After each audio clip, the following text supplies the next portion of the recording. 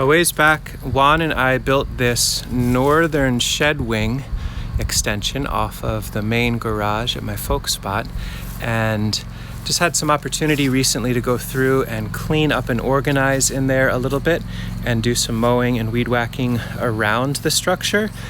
This is a structure that cost us, boy, I'd have to look back at the old video. I'll link to the video here that describes the build of this, or if there's a few videos, I'll link them both. Probably $100 or so. We got the roof metal as a trade with a lovely roofing company nearby. The gutter I scavenged from a demolition project. The slab wood that covers this side was waste wood at a mill that the guy didn't really want. He said I could give him a chestnut tree or two and he'd be happy. The rafters in this structure are all round pole white ash that came from this landscape. We harvested them with an electric chainsaw and processed them by hand. And the purlins are scrap black locust from a mill, so it's waste wood from that mill.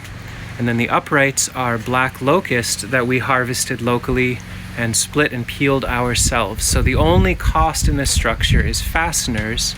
So the whole thing cost under $100, and it is a beautiful, strong, comfortable space to be in. You can see it's got ample space to hold materials. So we're not going to put really extremely high value, delicate electrical equipment out here because wind can drive in snow and rain, but to cache our leaf bags so that we can use those for shipping later on, burlap sacks, that's useful. All sorts of random bits of stovepipe so we can make rocket stoves later on, some solar panels.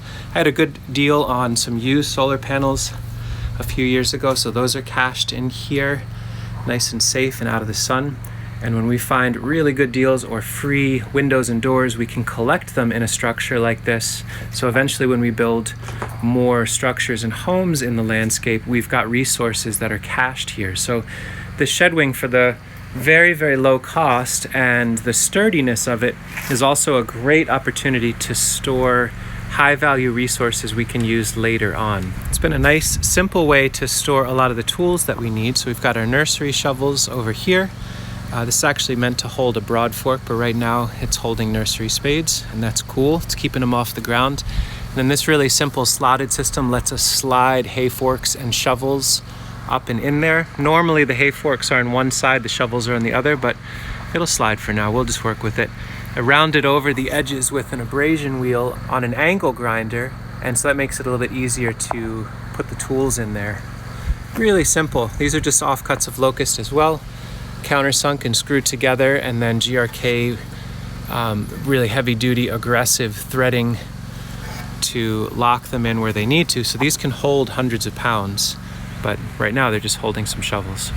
This little eave gives us an opportunity to hold more of our, kind of generic, we don't use them very often, not super high value, but we want to have easy access tools like snow shovels and post hole diggers, rakes and the like. Just keeps it off the ground. It keeps them dry and sheltered, and it seems like a really nice, comfortable way to hold them. Got an opportunity here to fill this entire wall with tools like that. But very clearly, the roof line is a little wagadini, a little waggly woo, as they say. It's an issue only aesthetically. That little bump, it still allows water to come down. There's some errors we made on the end here. I'm highlighting some things that were problems with this, but overall, it's a very straightforward, simple structure. Very clearly, we do not have immaculate carpentry skills. These are some extremely rough but workable joints. Used an electric chainsaw and a nice timber lock. You can see here there's absolutely no high quality mortise and tenon stuff going on. Just a bunch of very simple joints and elements laying on one another. What I'm getting at is that if you do not have high-level carpentry skills, but you've got access to scrap materials and resources where you are, and you've got some creativity, you can build structures that are really useful and extremely low cost. This is about 13 feet by 23 feet and should last probably the rest of my life, since the black locust is very strong and very rot resistant, and that is the only thing that's in contact with the ground. And for under $100, for at least probably 20 to 40, 60 more years of use, I'm just so happy with this. So words of encouragement: build with what you got where you are. And if there's a place that makes sheet metal roofing, become friends with those folks and see if they ever have waste material, because that saved a lot of money, to be sure. Let me know if you got some questions or concerns or ideas about what we're up to with this. Thanks for watching.